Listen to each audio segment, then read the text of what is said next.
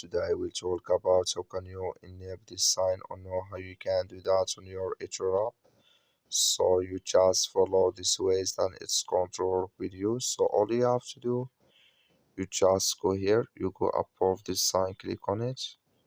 So then it's going to show for you a list like this here. Then you click here on settings. You just click on settings, it's going to take you to next step here. Then you click here on notifications, just click on it.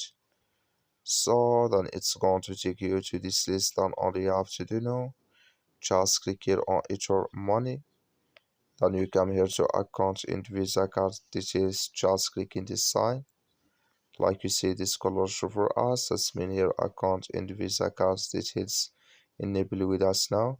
That's all you have to do. That's all. I wish you a great thank you for watching. Don't forget to support us by like and subscribe.